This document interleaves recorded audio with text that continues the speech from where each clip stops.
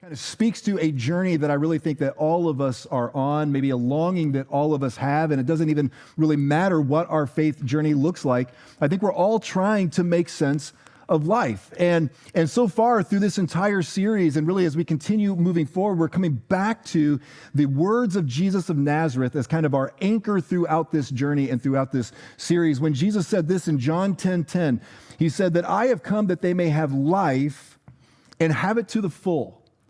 Now, I think a lot of us, when we encounter these words of Jesus, we read this verse or maybe we hear it, I think a lot of us have a tendency to say, you know what?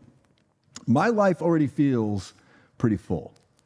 It already feels pretty full. Now, this kind of plays on something that we were talking about last week, but when we think this, or when we have this thought that, you know, my life is already pretty full, the question is, full of what? Right? Full of what? And so about 20 years ago, I was a youth pastor at a small church in Ohio. And one evening I was driving to our church offices and I was going to meet with some parents of one of our teens. And as I was pulling into the parking lot, I looked up, I noticed flashing lights in my rearview mirror. I was being pulled over. Okay, so I found my parking spot, got out, and where I stayed in my car, but the police officer pulled in behind me. He came out, and it was just a minor, kind of very routine traffic violation, not even a big deal. But when the officer came back to my window with my driver's license, he said, "Sir, did you know that your license has been suspended? Not expired, but suspended."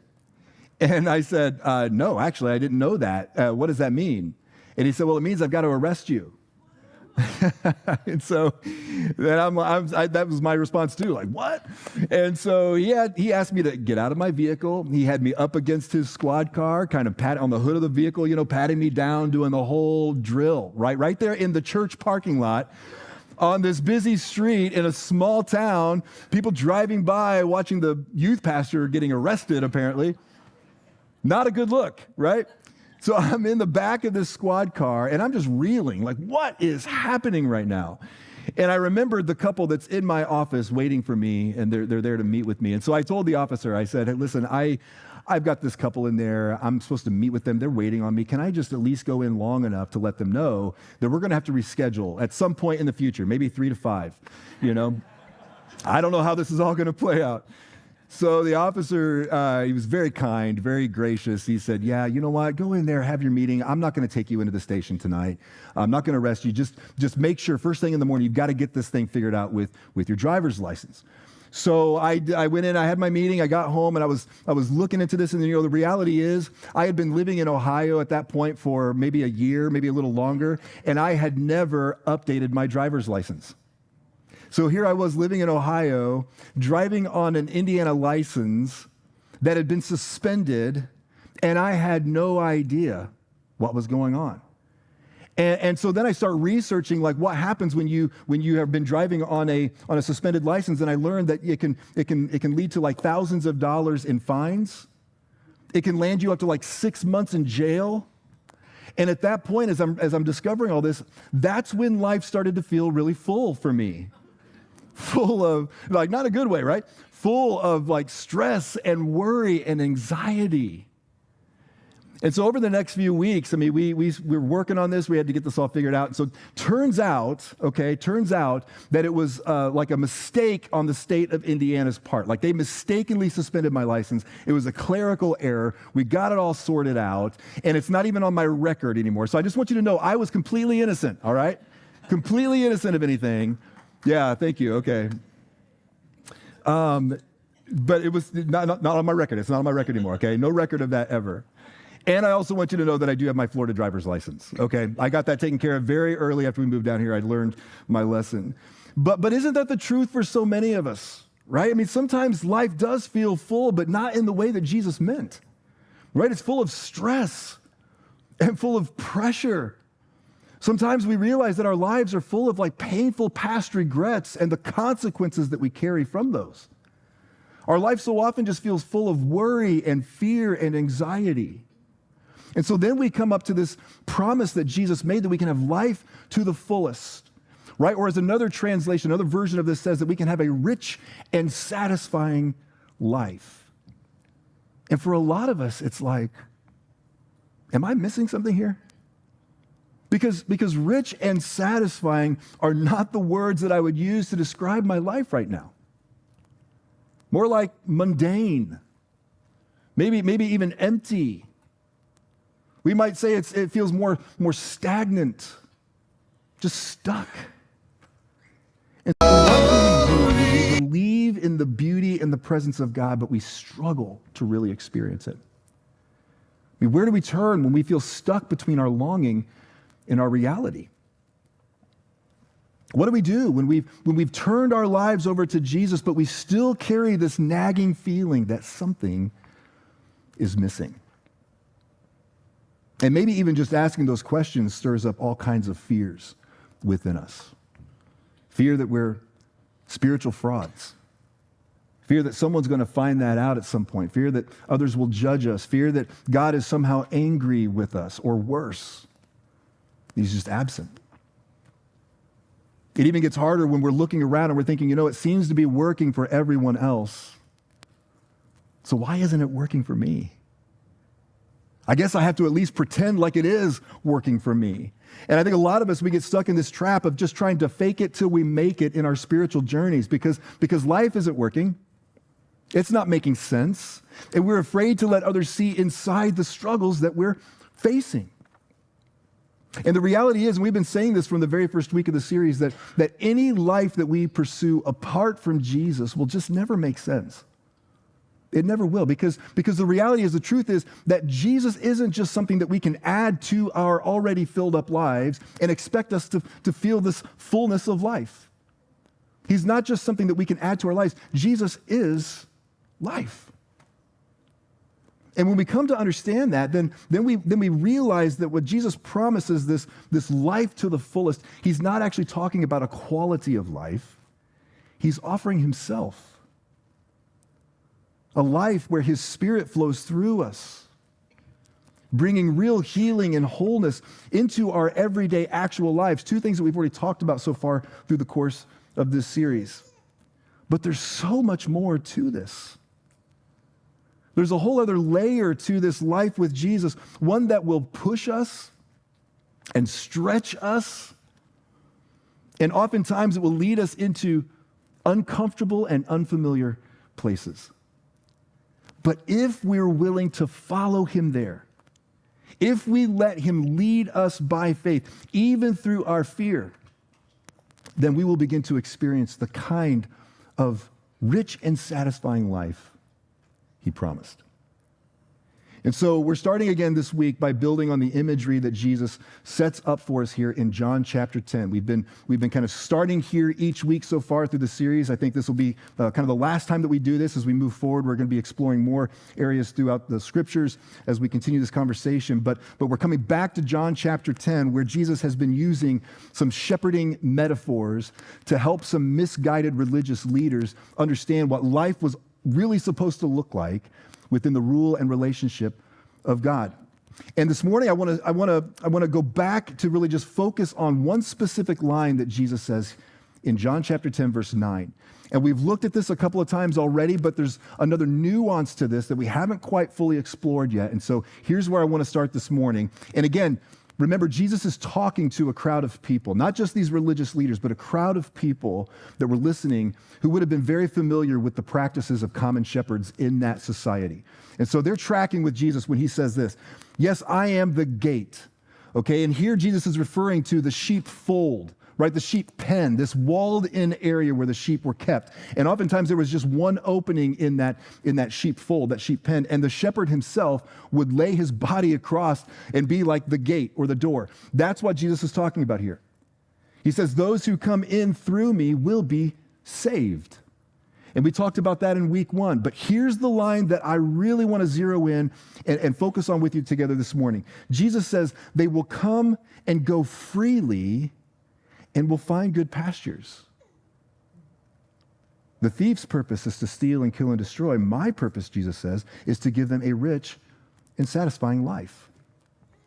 And so when I read this phrase, with this line that Jesus uses here, when He says, "Come and go freely," it makes me think that Jesus is actually describing a life of freedom, a life of freedom, which is kind of ironic, actually, because everything else in this metaphor that Jesus is using seems to contradict this idea of freedom as we often understand it, right? Because, clearly the sheep were restricted to the confines of their sheep pen, right, where they were kept every single night.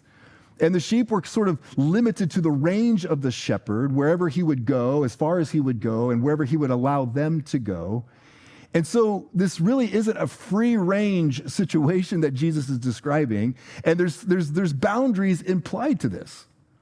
But within those boundaries, as Jesus is describing this, they had room to move. They had room to roam. They could come and go freely. They could find everything that they needed, everything that they wanted. It's a life of freedom. And now, the truth is, that might be good for the sheep. But you and I don't like to be told what we can't do and where we can't go, right? We don't like that. Because the last time I checked, it's a free country, right? We say that sometimes. We hear other people say that. And of course, what we're implying when we say this is like, hey, it's a free country. I can do whatever I want. I can go anywhere I want, anytime I want. And of course, we understand that that's not actually true. Yes, it is a free country. But no, we can't just do anything that we want. Right? We can't do that. None of us can. And if you need any more proof of this, just ask the South Carolina high school teacher who this past week thought he could do anything, which meant that he thought he could use, and I'm quoting the article here, poop spray in his classroom over this past week. Did anybody else read this headline? Okay, clearly I'm not talking to a room full of middle schoolers here because I expected a little more giggling and laughter when I mentioned the word poop. But anyway, this is a true story. This guy, this teacher, I don't know what he was thinking, but over the past several weeks, apparently, he's been using this spray, which apparently smells like the name suggests, right? I've never used it before, so I couldn't tell you. But I guess he thought it would be like this hilarious, innocent prank, but what he didn't realize was that it would cause $55,000 worth of damages to the school's HVAC system.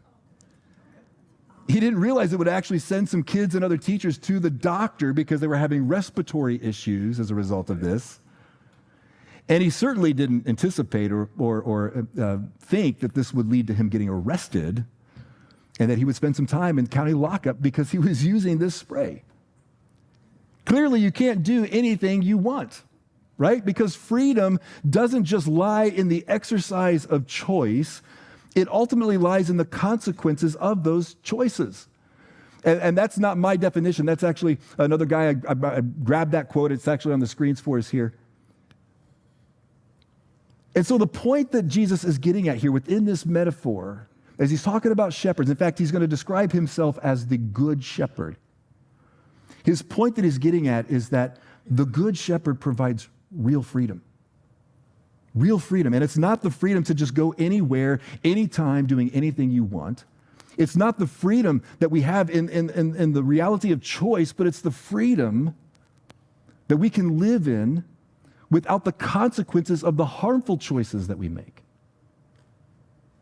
It's the freedom to enjoy a fuller life within the parameters of the shepherd's guidance and provision, because within those parameters, again, going back to the metaphor, the sheep are free from the threat of predators and thieves and hunger.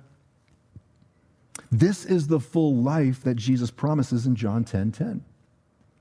It's a life of freedom when we know and follow the Good Shepherd. And this builds beautifully on another powerful promise that Jesus gives us earlier in the Scriptures, in John chapter 8, verses 31 to 32, where Jesus said, "You are truly my disciples if you remain faithful to my teachings, and you will know the truth, and the truth will set you free." So it's not just a great movie quote, right? We've all heard that in movies probably, that line, "The truth will set you free." Maybe we heard that in a courtroom drama. Maybe we heard it from a conspiracy theorist or something, right? Maybe, in fact, you've probably, even if you've never been to church before today, and even if you've never read your Bible before, chances are you've heard that line before. And maybe some of us didn't even know it was Jesus who said it first.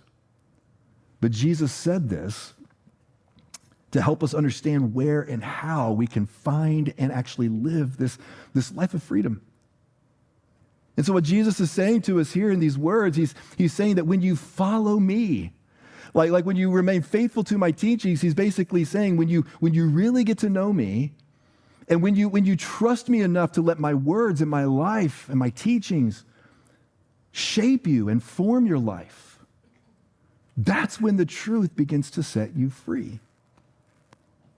And what's the truth? It's him. He is. Jesus is the truth. Remember, Jesus said this. He said, I am the way, the truth, and the life. So Jesus is saying here, when you follow me, then I will lead you down that path to freedom. I will set you free, Jesus says.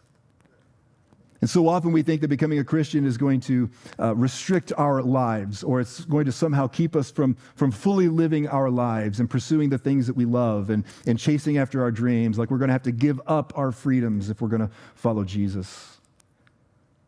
But the truth is that it's only when we learn to follow Jesus as our teacher and our master that we discover what real freedom is even like.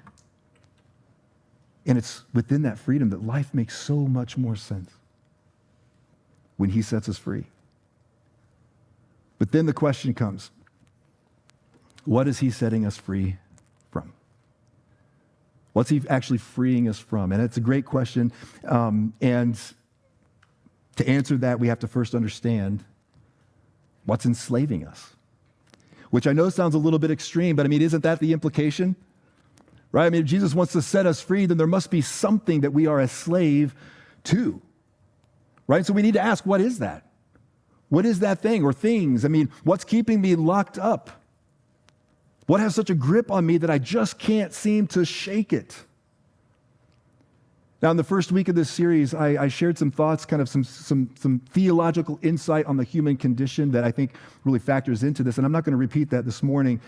But just to give a little more street-level application, I love how John Mark Comer explains this. And so I put this on the screens for us as well. He says that for the scripture writers, anything that has control over you, be it an autocratic tyrant, a slave owner, a self-defeating behavior, or an addiction to drugs or alcohol or even your phone, is your master. Anything that has control over you is your master. So of course we need to ask ourselves, what has control over me? What has control over me? I mean, there are so many things that we could talk about at this point. In fact, this past week as I was preparing for this and researching, I came across this bullet list of just broad examples, broad categories that play right into this, right? Things that are enslaving us and controlling us, not even getting into the specifics.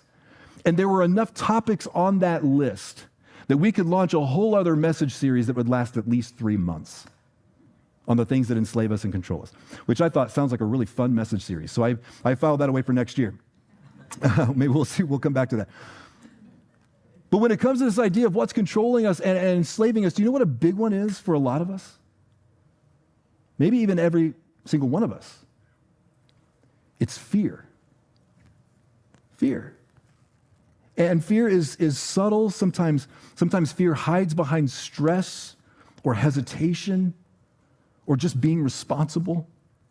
Other times fear is right there in our face, gripping our guts and just holding us back and making us feel small and weak. And unless we learn how to name our fears and walk through them, they will keep us stuck. Fear will keep us from stepping into the freedom that Jesus offers. It will shrink our world and tighten our grip and just rob us of a life of meaning. Because anytime we try to take a step of faith, fear will always be right there. I mean, that's just how it works, right? We can't get to courage without first facing our fears.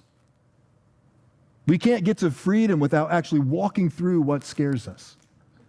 Which is why I believe this is true, this statement that I put up here for us, that fear limits your life, but faith expands your freedom. Fear limits your life, And I mean, we understand this, and we've encountered this just on a very practical level. Like just think about it in these terms. I mean, if you're afraid to fly, then that automatically places some limits on where you're able to go and the things that you're able to experience. That makes sense. And of course, I mean, flying is one thing. It's not a big deal. There's plenty you can experience and so much life you can enjoy without ever getting on an airplane. So not a big deal. But now if we apply that same principle to our relationships, how does that limit our life there?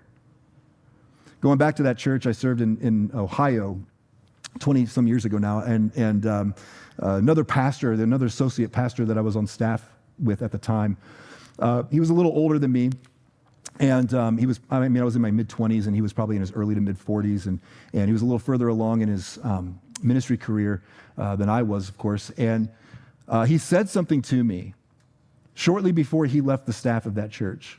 And we sort of parted ways at that time, but he said something to me that I've never forgotten. And we had just come through a really kind of tough situation with our church, within our church, and there was kind of a challenging, just some circumstances that we had to wrestle through together. And he was kind of part of this, and so was a group of people in the church that he was especially close to. These were people that he would have considered like part of his circle. They were close to him. He had a relationship with them. And through this situation, this group of people had not come through for him in a way that he expected. In fact, he would have just straight up said he felt betrayed in that. And it really caused him pain. I mean, it hurt him. And we were processing this in a conversation one day, and he said to me, Eric, I learned a valuable lesson through all of this. He said, I learned that in ministry, you just can't let people get too close to you. And I mean, here I am. I'm in my first 2 years of ministry. Like, I'm still in that stage where I don't even know what I don't know, you know? And I'm listening to him, and I'm thinking, man, I hope you're wrong about that. I mean, I get it. I understand why you're saying that, but nothing about that seems right or even true.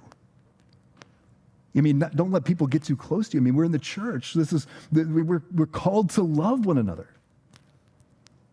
We're told that we should open our lives and share our lives with others. How do you do that if you're keeping people at arm's length?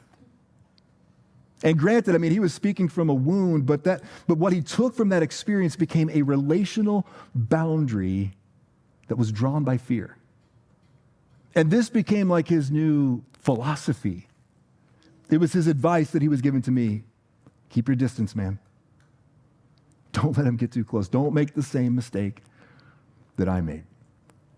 And I have tried really, really hard over these past 20 years to not follow his advice. It's not always been easy, and at times it's been painful, but that's what fear does, right? It doesn't just react to pain, it rewrites our approach to life. And before we know it, I mean, fear starts defining who we are. And I mean, think about the implications now when our fear is admitting when we're wrong, or when we're afraid to give up control, or when we're afraid to leave behind something toxic and destructive in our lives. Fear draws the lines around our lives. It tells us how far we're willing to go. Fear sets the limits. But Jesus invites us to live beyond those lines, to walk by faith, to know him and trust him and let him lead us through our fears. Because fear limits our lives, but faith expands our freedom. And I don't know where you're at in your faith journey this morning, but I do believe that God is calling you to a place of freedom. That there's a place of freedom right there in front of you. You know what that is. And I don't know, maybe we could just start really, really practically if we're thinking just even at work for a lot of us, maybe freedom looks like a new opportunity for you at work, a new job, new position, promotion or something. And looking at the students in the room, and there's a few. I mean, maybe what freedom looks like for you at school is that a spot on that team, or maybe a part in that production, or just whatever it is you've been dreaming about, something you really want to be a part of. Maybe that's what freedom looks like for you. For others of us, it gets much deeper. It goes much deeper than this, doesn't it? Freedom looks for some of us like recovery from an addiction or walking away from something destructive in your life. Maybe for others, freedom looks like taking that relationship to the next level. Maybe it looks like reconciling with a friend or a family member. For others of us, freedom could look like or could mean just closer community with your neighbors and your coworkers. Just allowing them to get close enough to really know you and you to get to know them. Maybe for freedom for you means finally being forgiven or finally forgiving someone else. Whatever it looks like for you right now, here's the truth. There is a boundary of fear that is keeping you from stepping into it. We have so many fears. So many fears that keep us from this freedom. We're afraid that we'll fail. We're afraid that we won't make the cut. We're afraid that we can't do without that thing in our life, no matter how toxic it is. We're afraid to let go of the past. We're afraid to put ourselves out there again. And all that fear, it stands right between you and the life that Jesus wants to give you. And every time we reach that boundary of fear, our natural instinct is to run away, right? To just shrink back, to stay stuck. But what if, instead of retreating, we followed the Good Shepherd? What if, right there at the edge of your fear, you chose instead to do this? Our invitation this morning, to let Jesus lead you by faith through your fears into a fuller, freer life. I know anytime we're talking about facing fears and walking through fears and challenging and intimidating circumstances, it's never easy. Every single step is a step of faith. And every single time it means pushing through those fears every step of the way. And it's always easier to just give up. That will always be the temptation, to just let fear win. So how do we do this? How do we let Jesus lead us by faith through our fears into a fuller, freer life? How do we do this? I came across a story that I think speaks to this really well, actually, very practically, but I came across a story in a book that I read several years ago about this guy named Danny, and Danny is a personal friend of the author of this book. And Danny apparently is one of these guys that he's a thrill seeker, and he just loves adventure. He's one of those guys that I guess is always like jumping out of an airplane or climbing a mountain or something like that. And so this particular adventure in this story was Danny was exploring some caves deep underground in Iowa, and he was with a guide, and this guide was sort of taking him through these caves, and he told Danny, he said, there's this one room, this one chamber deep within the cave that is so spectacular, so amazingly beautiful, but very few people ever get there. Only the most adventurous and skilled cavers ever actually get into this chamber. But I think you could do it. Danny, if you want, I'll take you there. And so Danny was like, let's do this. And they started out on this passage to get down into this room in the cave, this deep chamber within the cave. And as they were going, the passage just started getting smaller and tighter and more cramped. And quickly, Danny understood, okay, this is why only the most adventurous and the most skilled cavers ever get into this room. Because, they got to one point in this passage where the only way to get through, it was so tight and it was so cramped that the only way to get through was for Danny to lay flat on his back, his arms at his side, to exhale all the air from his lungs, and then to push with his feet to get through that opening. And this is when Danny started to panic. And I think maybe some of you are starting to panic too as you're hearing this story, right? He's laying there, he's like, I don't think I can go forward. It's physically impossible to go backwards at this point. And he's just laying there and he's freaking out and all this fear and just, panic is really just kind of taking over. It's getting louder and louder. Finally, he told his guide, he said, I think I'm about to lose it. And his guide got as close as he could and he said, Danny, close your eyes. Listen to my voice. I'm going to keep talking to you and I'm going to guide you through this. You're going to be okay. I've been here before. I know the way out, but you're going to have to trust me. And you're going to have to focus on my voice. Don't listen to your fears. Don't let your thoughts run wild. Just stay with me and listen to my voice. And that's exactly what Danny did.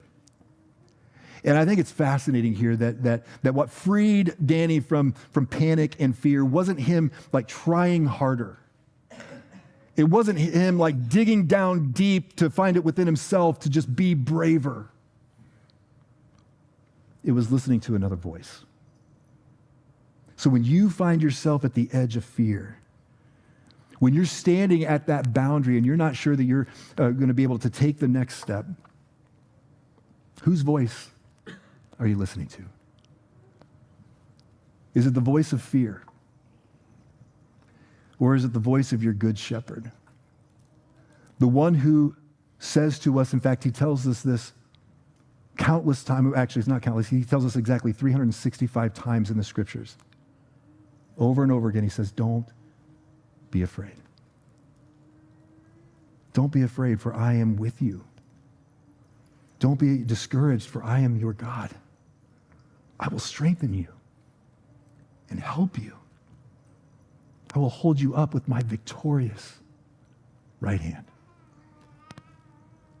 Don't be afraid, because fear limits your life, but faith expands your freedom. And so today, let Jesus lead you by faith through your fears into a fuller, freer life with him, a life of fullness, a life of freedom, a life that makes sense. Would you bow your heads and pray with me?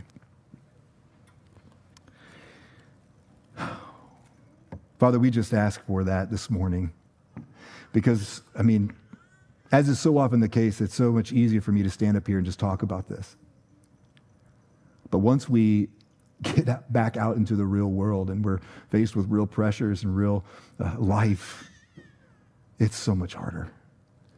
It's so much harder to actually live this out. So, Father, I know that all of us at some point will hit one of these boundaries. If it's not today, it's going to be tomorrow. It's going to be sometime very soon. And so in that moment, would you help us to hear your voice? Would you remind us to fear not, that you are with us? And would you help us, give us the faith and the courage and the strength to listen to your voice, to follow you, and to experience this fuller, freer life that you desire for us. We love you, Jesus, and we pray this in your name. Amen. Amen. Thank you, Cypress. Have an awesome week, and we'll see you back here next Sunday.